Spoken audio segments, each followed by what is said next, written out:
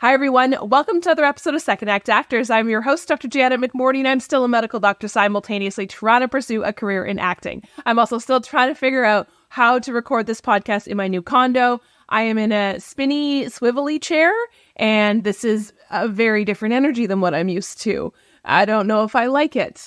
Anyways, not important to you, but important to me. My guest this week is accountant turned actor Henry Tran. Henry and I met virtually doing an online improv charity fundraiser. We were matched together. Again, we'd never met, got to do an improv scene together, and it was wonderful. This man, as you will soon hear, has so much energy. I don't know what he's on. I want some of it, please, and thank you. He's absolutely incredible. Trigger warning in this episode, we do discuss some pretty heavy topics such as depression and a little bit of caregiver burnout as well, too. But he's an absolutely incredible person with so much joy and energy. If you have ever turned your TV on and seen a commercial, you probably have seen Henry. He's crushing it in the commercial game. Please enjoy accountant turned actor, Henry Tran.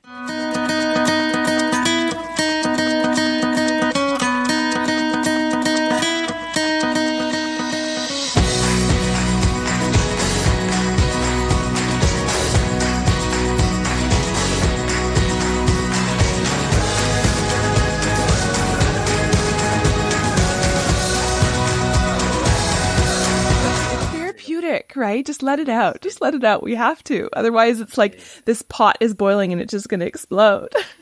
Exactly. That's passion. There you go. That's right. If you frame it like that, it's, what's the word I'm looking for? Socially acceptable. Oh, yeah. Oh, yeah. Absolutely. Absolutely.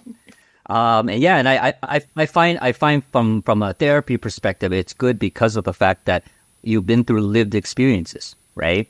Yeah. And the lived experiences are great takeaways, whether it's good or bad. And I find that when you're at the moment where things are just so heated, it may not sound or seem like it's a good situation that you're in. But I find that once you gain a sense of clarity down a few more weeks, you look back and you're reflecting. It's like someone told me that it's a life lesson at the end of the day.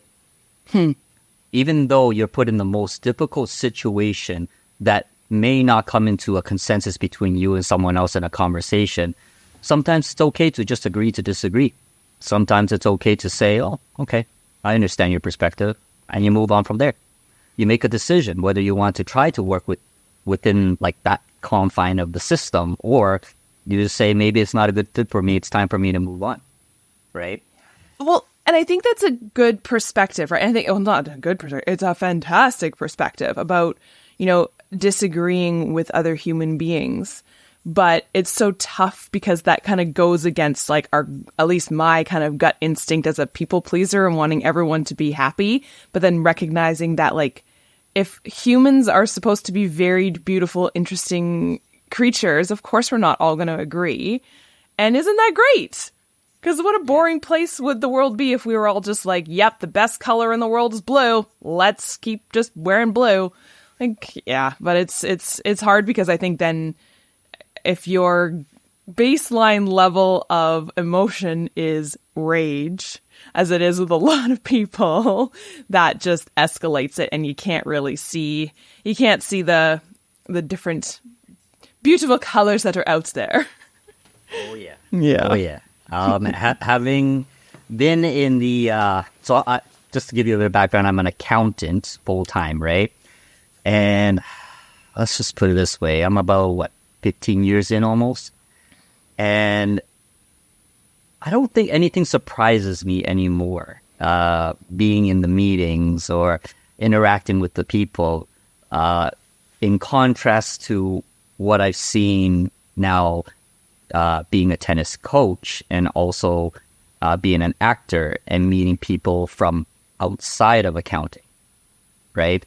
Now, this is not necessarily a knock on accountants, but when I look back now, whenever I'm in that type of environment, we all seem to have to act as objectively as possible. But when it comes to presentations and meetings, you can tell that they have a sense of humor, But there also is this like little voice in your head saying, you're in an accounting firm. Don't make anything offensive. Just try to get a laughter out. And that joke that would have been executed beautifully turns out to be the most like, what the F was that type of situation. So I'll give you an example. One of the meetings that I saw was that they're introducing themselves. It's like, hi everyone. I'm this and this, and I have like 15 years of experience here in this accounting field with you guys, and you are all lovely, beautiful people. I love accounting so much, actually, because as a matter of fact, I have a kid who actually has the same initials as one of this accounting data software that we use. So yeah. No laughter? Okay, that's fine. Let's move on. That's the thing, right? So first off, I'm trying not to laugh, but unfortunately, I laugh because I know this person has a great sense of humor. The thing is that when you have like the higher ups or other people that may not share the same perspective, now you're walking on eggshells, being very careful with what you say. And for me, I'm the type of guy that has no filter. I will speak up if I have to, even though if it rubs people off the wrong way. What dawned on me was this one situation where they called the annual general meeting, but they changed it up to a nice, cool marketing term. Learning days, boys and girls, right? And it's a 2-day event, and we're going to have a great time, right? So I go into the meeting, and everybody is like, this is a volunteer. And they said, like, hey, we can put you in something that you think you might like to do in this project. One of them was like, that attracted me was, hey, if you're good at video and audio backstage stuff, come join the team. So I said, sure, why not? I'm very good at doing that stuff, right? So I go in, I'm in the meeting, everybody's talking, they're like, so what do you guys want to do? I'm like, well, I'm here for audio video. What do you guys want me to do for the audio video? It's like, oh, I don't know. This is our first meeting. We're just trying to feel things out or figure it out. Next thing you know, the leader of that person leaves the group, and now we get put into a new leader that comes in that is better, right? But no longer knows why people intended to join in the first place.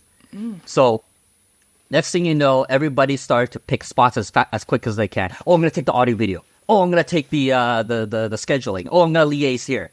And me, I couldn't take it because I was like trying to understand the lay of the land. And I guess the more experienced people just said, grab what you can take. That's the easiest. So it's not too hard. That's how I see it, right? Nobody wanted MC. Nobody wanted host. And I still remember vividly the project managers like, is there anyone that wants to be MC? And in my head, I'm like, I've never done that before. I've done wedding MCs, but I've never done professional one. And in my head, I'm like, shit, everybody's just going to be walking on eggshells right now. So here I am. I'm initially thinking, please don't pick me. Please don't pick me. Please don't.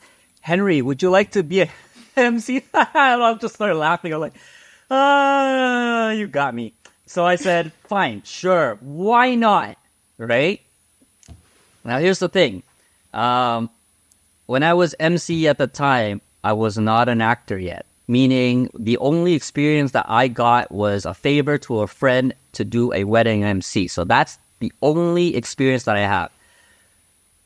As an individual, I identified myself as very introverted, very shy, probably socially awkward at times, that when I say things, it could, like I said, rub people off the wrong way. So at the end of the day, I'm like, okay, well, now I'm going to say a lot of shit that people won't even probably appreciate. That's what I'm thinking about right now, right?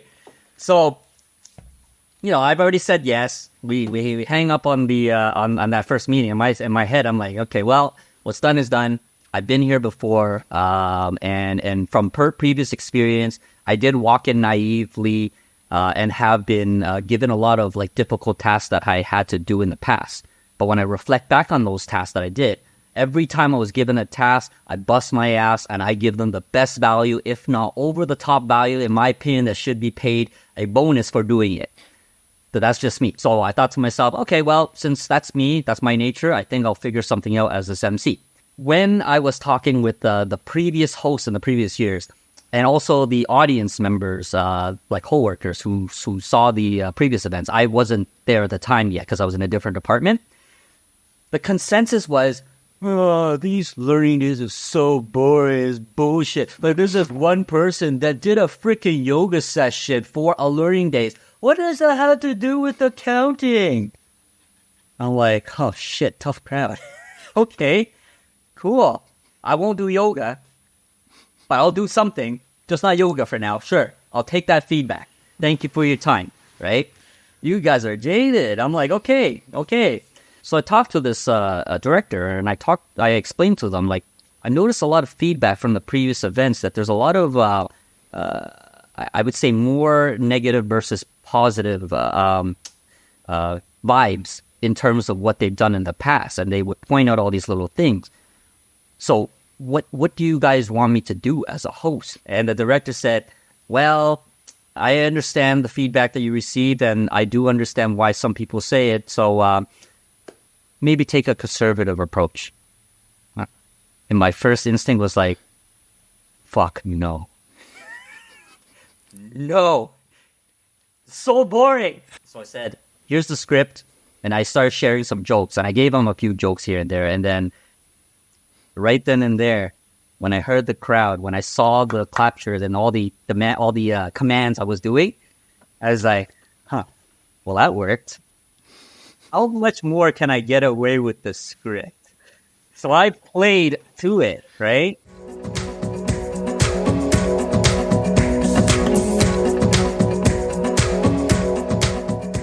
I like to talk about this thing called the Johari window. Have you ever heard of that? No. Okay. This is a very cool concept that I've learned in one of the classes that I've taken. This was actually in an accounting continuing education, but I definitely say it applies to life in general as well as acting, right? So think of the Johari window as the X and Y graph, all right? We don't really need to know about the statistics, but in the X quadrant, it's basically how much you know as yourself and your skill set, and then the Y graph is how much people know of yourself as of your skill set. Now, to keep it simple, we have 4 quadrants, okay? The first quadrant is basically you know what your skill set is, but the crowd doesn't know what your skill set is. So in order for you to do something about it, you have to convey outwards to show them, hey, guys, I can be a comedian, so I'm going to show you guys my comedic skill set so that they can see it. The second one is what they know of you, what they can see of you, but you aren't aware of yourself. My MC skills, I have no idea how good I am. But after the first day, the tremendous amount of feedback that people were telling me, they were coming up to me, it's like, man, you are so funny, you are so good. Like, you doing everything that actually makes this very fun again. And I was like, oh shit, okay, cool. I didn't know that, right? So it wasn't just one person. It was like freaking 10 people, like around breaks. I'm walking around. I'm trying to like freaking take break and just get back, regain composure and eat and whatnot. I get nervous too, right? When I'm finished, I'm like, shit, okay. I don't know if I did it right. I'm ducking right now. I was like, hey, and I'm stuck in the elevator. It's like, man, I gotta say, you are awesome. Man, I've never seen such entertainment before. I was like, oh, and I had to like think about it. I was like, just say thank you. Thank you. Because I'm just being very careful, right? Everybody seems to be on edge. I'm like, oh, thank you. And then I think about it when I finally get back to my hotel room, and I'm reflecting on what these people said. And said, we do have something here, so I'm gonna just keep going at it, right? And just trust in myself and not just stick to the script. I'll have the plan. I'll try to stay with as much as I possibly can. But if I can knock off some comedy elements to keep things lighthearted, I'll do it, right? So now that's the time when people recognize that I'm pretty funny and entertaining. I'm like, sure, I'm going to be funny and entertaining throughout the rest of the next 8 hours of the next day, right? So that's quadrant number 2. Quadrant number 3 is basically you aren't aware of your own skills and they aren't aware of your own skills, which means it's a moot point. So nobody will really see anything. It just means like everybody's in hiding and we don't, nothing, it's a moot point basically, right? The 4th quadrant is the one where you achieve the maximal amount of synergy, where you know your skill set and the people know your skill set. If you can, say in the acting world, establish your goal to be a comedian, right? And people see that you're a funny guy, now you can work together because it's not about just the audience that sees it. It could be the directors, it could be the producers that saw the type of work that you've done, and it's proven that it's pretty entertaining and funny. Now, down the line, there's a good chance that they may remember you and you may be organically growing your portfolio for whatever skill set that you want to promote.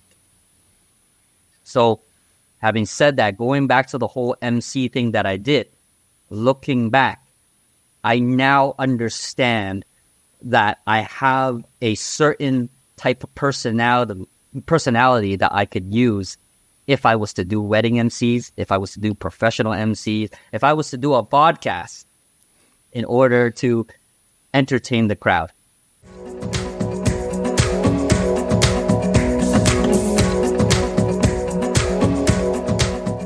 In contrast of my first act, being in the office and whatnot, to doing the second act, being an actor and entertainer and doing streamer, all this stuff, it finally just brought out something that I guess I kind of like kept inside for a very, very long time. And I can definitely say from a more vulnerable perspective, I crashed 3 years ago. 4 years ago. Sorry, it's 4 years ago now, right? I crashed. And what I mean by I crashed, this is a much more serious topic now, is that I had too many uncontrollable circumstances that had happened in a matter of about 1 to 2 months. One of them was a car accident, which was my wife and I, we were in transition of moving out from downtown Toronto to the west end of Toronto. And basically, a car, we were full stop, they didn't stop, pushed us, and then we sandwiched in between the two cars. So my adrenaline kicked in, like I was constantly moving fast. My wife, I thought was okay at the time. So I was able to, from a business standpoint, take care of everything that I needed to address. And from an administrative standpoint, and was able to just like get the car repaired, yada, yada, yada. What I didn't expect at the time was she just finished school, was trying to find a job, right? It was like her, she completed a master's, and I was very proud of her, and was job hunting. But the car accident changed a lot of things. Not only that, we were in the middle of a move, which means that also with a kid who's in daycare, waitlisted in West End.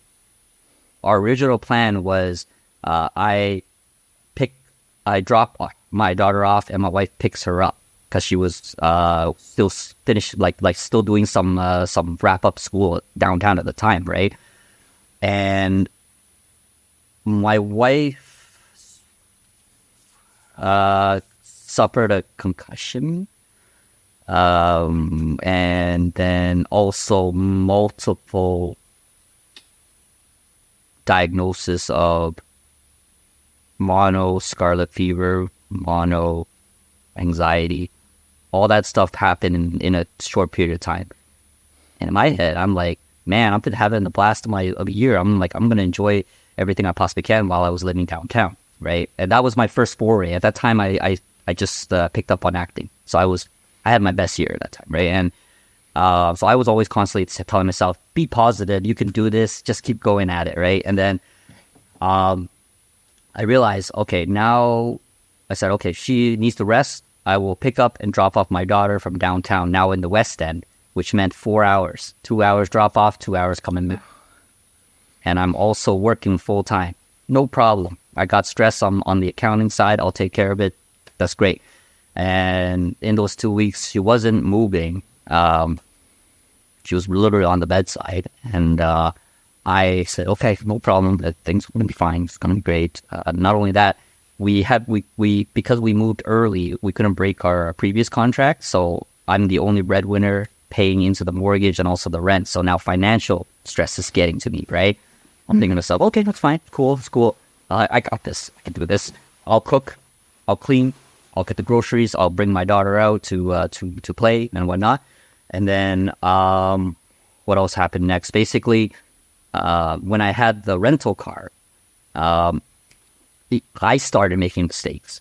I was like, what the hell is going on with me, right? So I did swipe a car. I swiped the car when I made a turn because I was just thinking too fast now, right? And I admit the fault, paid the insurance, everything was taken care of, right? And then, things were just going bad financially and time-wise, and there was just too many uncontrollable elements that I was trying to balance as much as I possibly can while my wife was recovering. And sorry.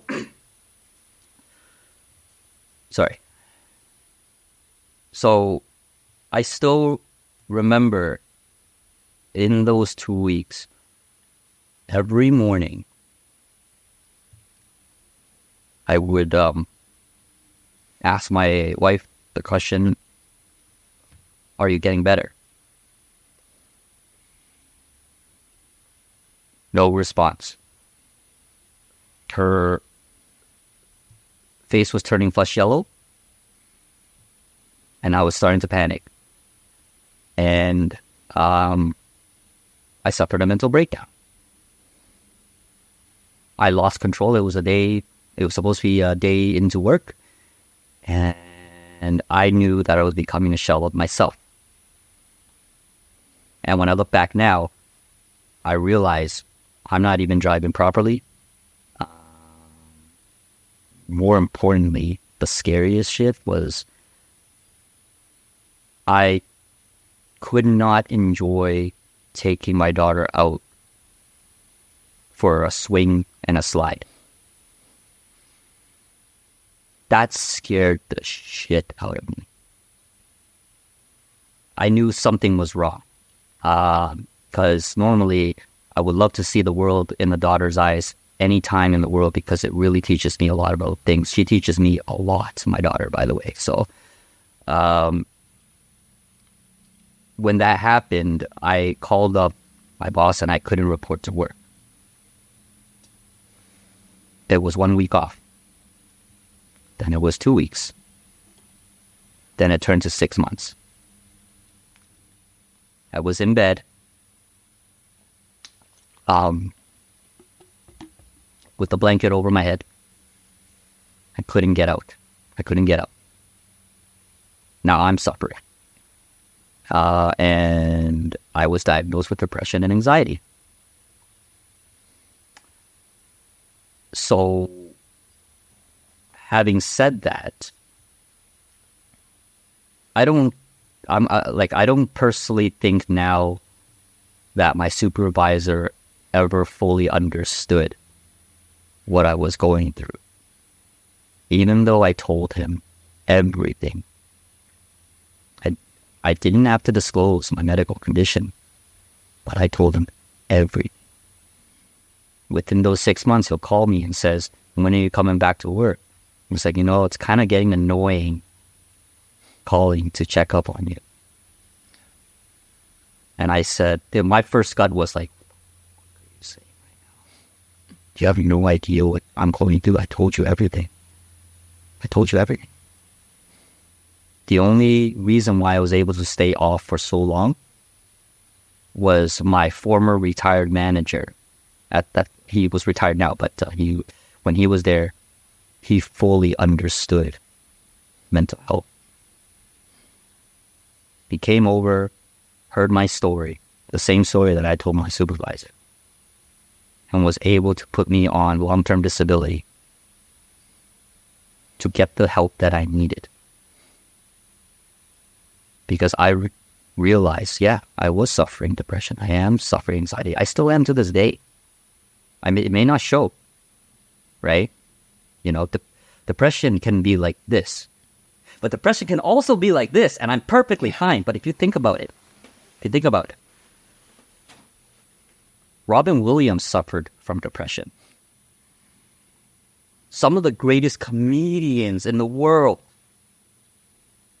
know how to really entertain people suffer from depression. I have a lot of respect for Robin Williams. I'll still never forget that Miss Doubtfire movie. That's one of my favorites, all-time great, right?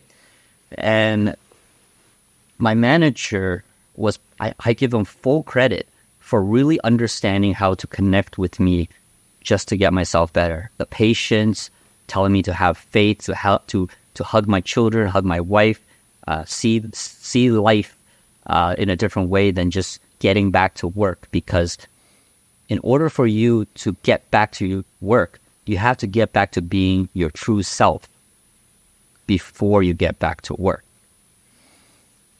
Right? Mm-hmm. So, that's the thing.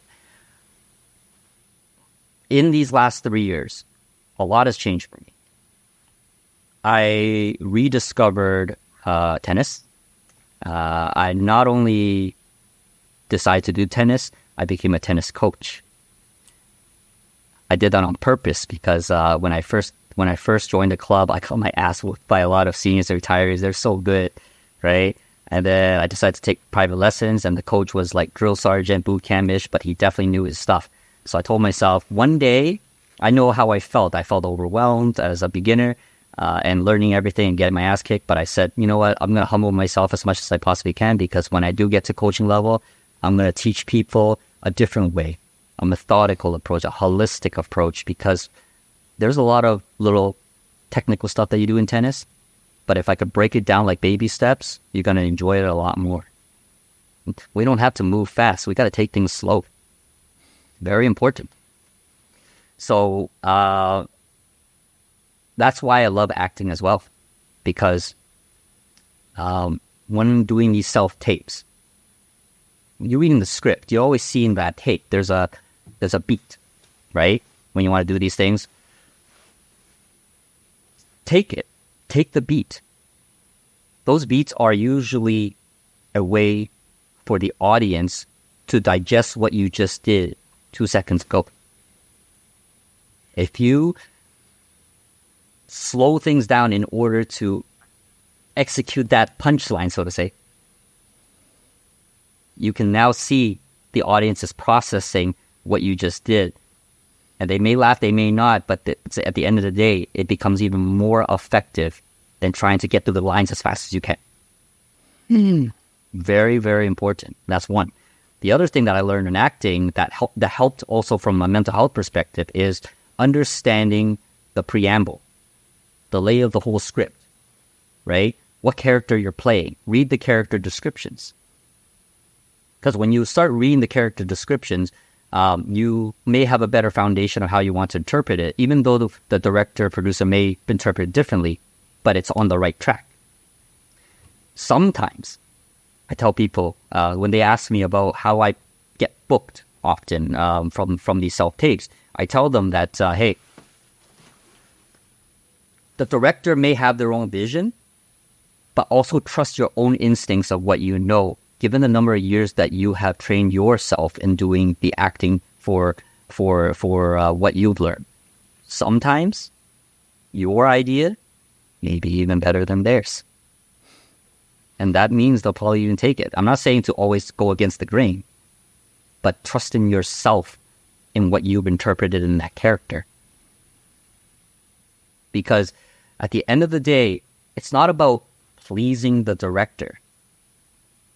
It's about collaborating together to make a wonderful product at the end of the day. That's so good. Yeah. Yeah. Because when you work well together, you will feel that there's a good chance you may work again down the line in the future. I'm all about collaboration. I'm anti-micromanagement. Right? And it's only because I've come to realize when you become your whole true self, you got the whole world to take on. Wherever you want to be. Yeah, and I want to touch on that because that's just a really lovely concept about slowing down. And I can see that in so many parts of your story, right? Even before you had the car accident, stuff like that. Like even just thinking about the time when you were the host, right? Like, hey, like slowing down and processing, what do I need to do? And then obviously with tennis and with acting, how did you get that concept kind of more ingrained in you? Because everything about your life prior was fast, was speed, right? Like overwhelming thoughts a mile a minute. How did you get that into yourself? That's a very good question. So I have to say tennis coach as a coach. That taught me a lot in both acting and life as well. Because when I first started out doing the drills, I was always hitting with, I guess I would call it anger, right? So in other words, I'm hitting hard. I think like I just need to get the ball over, so I'll swing hard, right? And then something clicked on me a few years ago after doing the, I believe in the 10,000 hour rule, constantly doing the same thing over and over again. I remember one of the coaches telling me to slow down. And now it's stuck forever on my head. A lot of beginners that I teach, I see that they move very fast, and it really, like, it sounds a little stereotypical, but I kind of tie it to the professions and our life of what we do, right? So if I was to teach a yoga instructor or a personal trainer, they understand how to slow down easily, or a health professional, they understand slow down, in my opinion, right? If I see an accountant or a lawyer, I had a cop once that I taught, which was really cool. You know, like freeze. You know, like they're moving fast. Right? I'm like slow and steady. It's not a highway road chase right now. Well, we have all the time in the world right now. Okay. So I tell them like, hey, I'm teaching you tennis, but I'm also teaching you life principles as well that you can take away when you go back into your job, whatever you love to do, of course, at the end of the day. So when I finally understood that, I no longer try to just like rally to hit like the best balls that I want to hit. I slow down to say, hey, I want to try to hit this position. So give it a beat. Ball slowly. Okay. Boom. There's the beat. Oh, ball's coming fast, even slower. Boom. There it is again. There's a whole concept about exchange of energy. That's the other thing. What's a good movie to explain? I guess Shang-Chi. Have you seen Shang-Chi? Oh yeah. Okay. Oh yeah. So picture this one scene. There's the angry father who enters into the utopia and sees Michelle Yeoh, right? And he's fighting with anger. He's like, right? And then if you study that scene, Michelle Yeoh is just really slowly like doing this like almost Tai Chi like momentum where she's just like making him dance as they're doing the fight, right? And it's very true because same thing with tennis. If you want to rally to keep the ball alive as long as possible, take your time. Because that's when you know that you understand how heavy your racket is and how light the ball really is to be able to keep it in a specific box that you want to hit.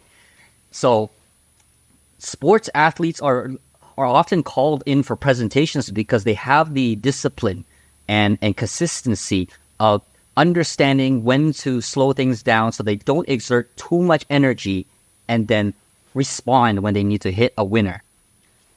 That's why people like Ronda Rousey and LeBron James are like high top tier athletes is because, for example, if you watch Ronda Rousey, she does judo.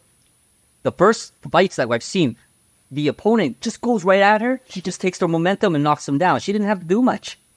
They're down. They just exerted a ton of energy, lost probably like 50%. Puts them in an armbar. Done. She's the queen of the court or queen of the octagon because she understands control of pacing and exchange of energy. LeBron James, when he is playing basketball and he's an ISO with this one opponent, and let's just say it's someone that is not as popular as LeBron. So he's like, okay, good. This is a guy I could probably exploit. So I'm going to set him up by changing his legs in a certain way with my bounce so that I can create space for myself to go the other way. But I'm going to slow things down, get him all relaxed. And then I'll drive.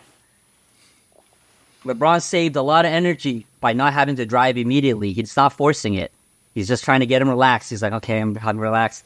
It's almost like a sleeper hold. He's putting them on days. And right now, he drives. It's like, shit, I forgot to change my gear. How do you bring that into acting? I know you kind of talked about beats with self-tapes and stuff like that. Tell me more about how you bring that kind of concept into your acting. And probably also accounting work too, right? Life. Yep. So in terms of acting, I find that when you're, are you talking about during the audition or during the shoot? Either one. Either one? Okay. So let's talk about the audition side of things, right? When you do a callback. One of the things is that when I see the director, I first understand the character of what I'm going into. So if it's a really out there comedy character, then I will definitely walk in portraying that character all the way through as much as I can, even if it looks so ridiculous. Honestly, I love it, right? But at the end of the day, the director, I pay attention to how he responds to my character. So going back to the Johari window, if he says, "Oh man, that is like a walk of art right now," I'm like, "Great, let's run with it," and we do it, right? And I set myself with zero expectations of whether I get booked or not, because at the end of the day, I'm very happy and very grateful that they even brought me back to a callback. So think about it. 2,000 people probably applied, and now you're like probably top 10. It's amazing. So it's a positive mindset from that sense. Now, if it's a dramatic character, having that little initial talk with the director, you can get a sense of how they are personality-wise. If they talk really fast, then, you can absorb that slowly to help slow them down. Or if they talk really slow, then you can go a little faster to be able to change the pace, right? So it's all about expecting the unexpected. And if you're able to deliver the unexpected to them, they're going to remember you more at the end of the day. Right. So it is okay to go fast if you feel like this character needs to go fast. And it's also okay to go slow. At the end of the day, the principle when I say go slow is not like go slow on the fast. It's you taking a deep breath, maintain composure, and trust in knowing what you're doing so that you don't have to think about that next step that you need to do. When you do that, your brain will catch up to your level of thinking in order to optimize, if not maximize, the decision-making of how you want to execute that particular line. Especially in commercials. There's only like 15 to 30 seconds of the spot that you have. You probably only have one line. Analyze that one line.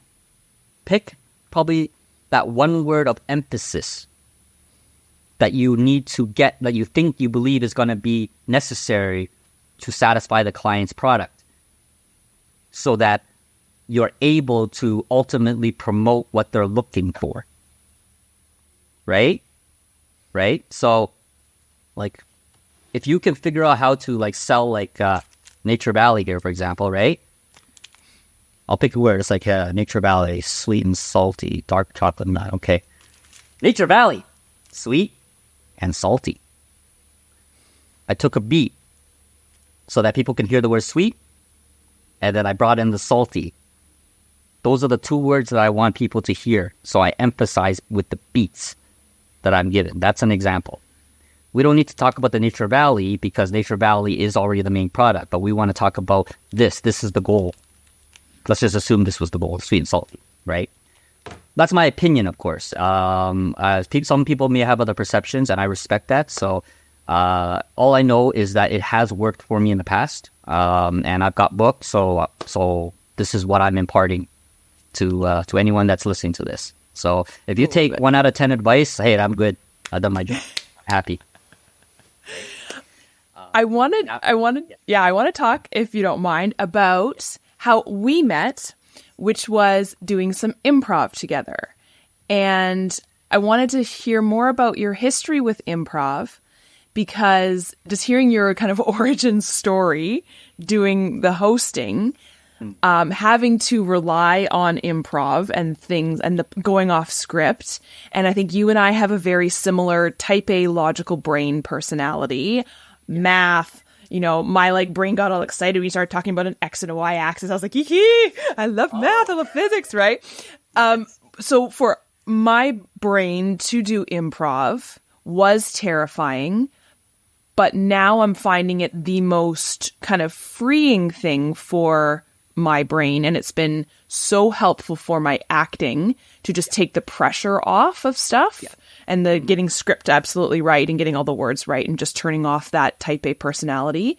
Tell me more about your history and your time and your learnings from improv.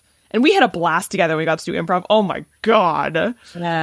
Yeah. First shout out to, it was Laura Tai and I forgot the other guy's name. Oh, and Chili. Yeah. Davidson. Yeah, shout out to those guys for setting up this campaign for Ukraine. Kudos, thank you. If it wasn't for you guys, we probably wouldn't have met. So I know.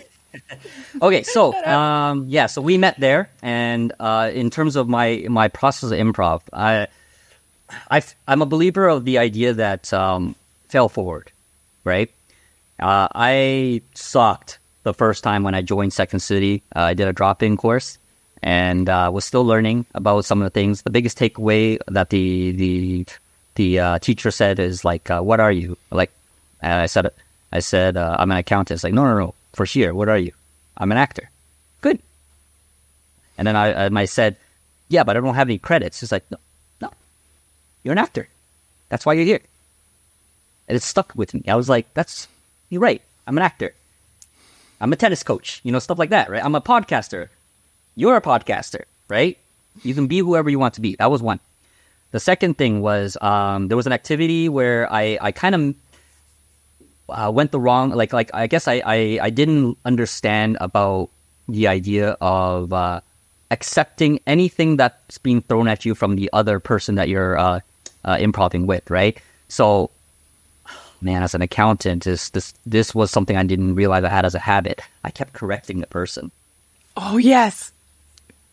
Kept correct. Yeah. That was the worst feeling. Once that happened, I just realized, damn, that's not what improv is about. They say you go along with the flow. No matter how right or wrong or ridiculous it is, you play along with it. It just becomes so much fun for the both of us because this is very important because when it comes to even real conversations, if you fight all the time and try to correct each other, both arms are going to hurt. Fists are going to hurt. If someone can absorb it and play along with it, hey, we're now collaborating, we're now working together. So that was a huge takeaway for me when I was doing some of the drops in Second City. So I was very grateful. I forgot who taught me at the time, but it was a great takeaway. The second improv was the wedding. So I have posted on my Instagram some of the wedding things that I did. Basically, I sang a song, "Say You Won't Let Go" by James Arthur, which was a surprise for my friends who were getting married. But of course, I didn't know much about emceeing. Again, I went back to the whole, hey, I'm gonna grab a second host. I did the same thing, actually, come to think of it. My best friend, I was like, come host with me. It's going to be fun, right? So we came over and we're working on a script and then we were rehearsing that song to surprise them, right? And I guess the knowledge that the only knowledge I had at the time was not Second City. So this is way before, right? Years before. It was the WWE, the wrestling show, right? So here we go. So I I guess I tell people now, I used to be a closet fan, but now I tell people, yeah, I'm a huge fan. And it's not because of just the wrestling, it's because of the mic work that they do and also the behind the scenes documentary, right? I love hearing why they got to where they are. Well, I love hearing people's stories of why they got to where they are in the industries. That's just who I am.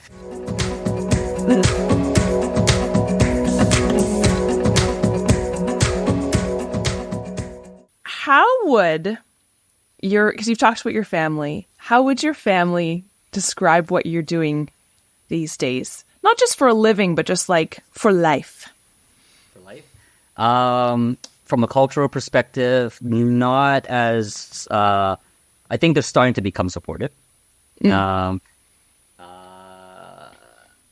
I've come to accept the fact that I'll never impress my in-laws, like the older generation. It is what it is, right? They still believe in the, you got a stable job. This is great. I need more, to be honest, right? My wife, I would say, is very supportive in what I'm doing. It was tough because both of us also grew up in that stability thing, right? But over time, I think the more I show the work that I have achieved and also the amount of happiness I come back in sharing the stories of what I've done, I think it's finally dawned on her that I'm really enjoying this side of things, and it's giving me the energy that I couldn't necessarily find in the office environment. So it is a work in progress, to be honest, right now, to this day. And I am just enjoying what I possibly can wherever an opportunity presents itself, while trying my very best to balance out in taking care of my two daughters.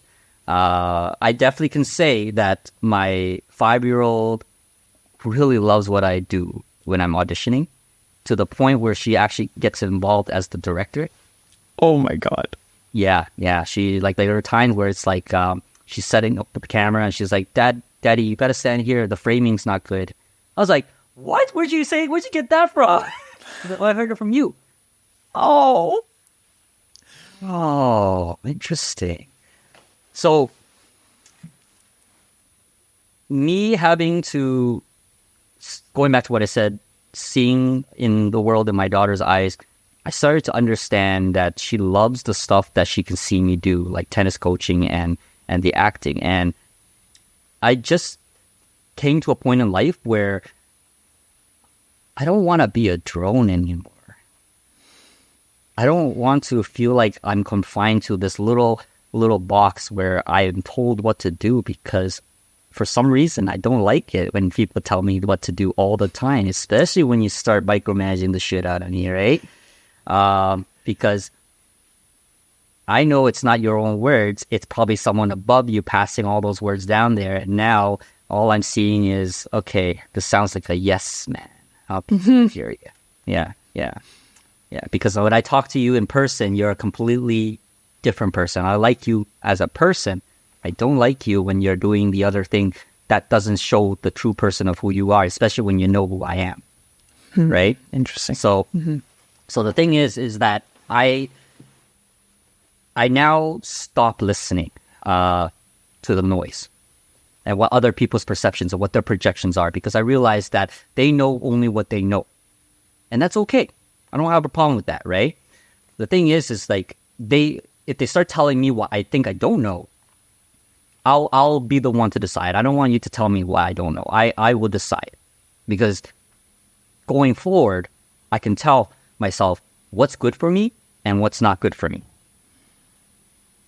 And like I do, but the people that really hold very close to my heart, which is my wife and kids, I will still take the words into consideration in making sure that I don't devote 100% of my time in acting and neglect the rest of the family life, because that is still very important to me. So I find that where we work towards in meeting to that middle ground and understanding that we're trying to support each other in the goals that we both want to do. And I still remember to this day, 5 years ago, I asked my wife, like, are you doing this master's program because you love it, you want to do it, or are you doing this because you just want to run away from the previous work that you've done? And I hope that answer is coming soon. It's still a work in progress, And even myself, I'm still trying to figure that out. But what I do know firsthand is that I love acting, I love tennis coaching, and I love being my own boss if I was to run the accounting on my own. Because I've now learned that I've acquired the skill set of customer service, and no one can take that away from me in this case. So now it's just a matter of me trying to find my own belief in myself and trust in trying to take these risks in order to get to where I want to be. So, and now when I look back now, I realize, yeah, I was always a risk taker. My wife lived in BC.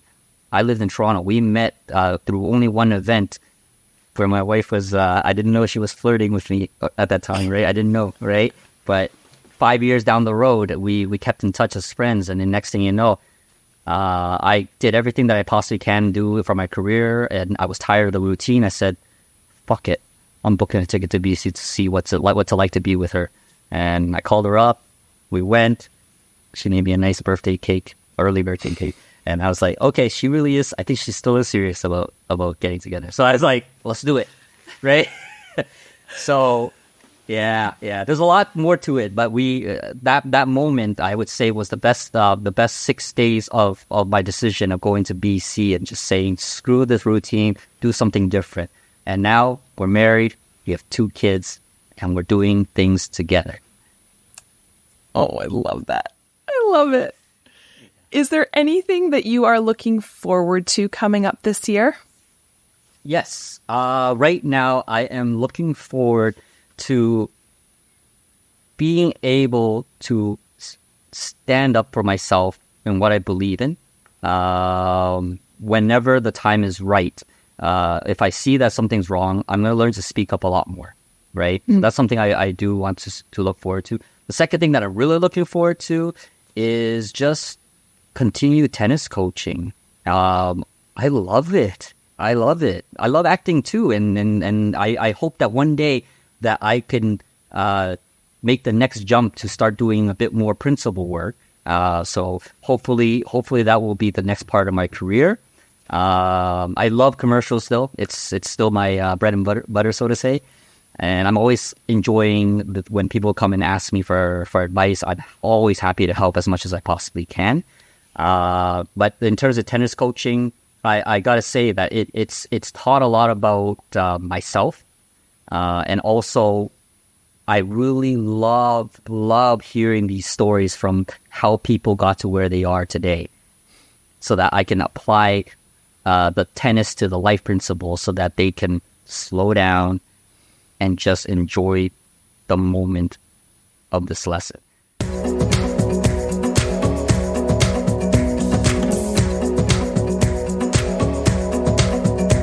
Thank you, everyone, for tuning in. And thank you, Henry, for being my guest this week. Thank you so much for taking the time out of your very busy schedule to share your story with me. And also thank you for responding with such grace every single time I squeal virtually. By that, I mean send you screenshots and pictures of my TV every time I see you on a commercial, because I get so excited because you're crushing it. You're absolutely crushing it. I'm so proud to have been able to be in a scene with you. You are fantastic. I hope you will all tune in next week for another episode of Second Act Acting. Bye.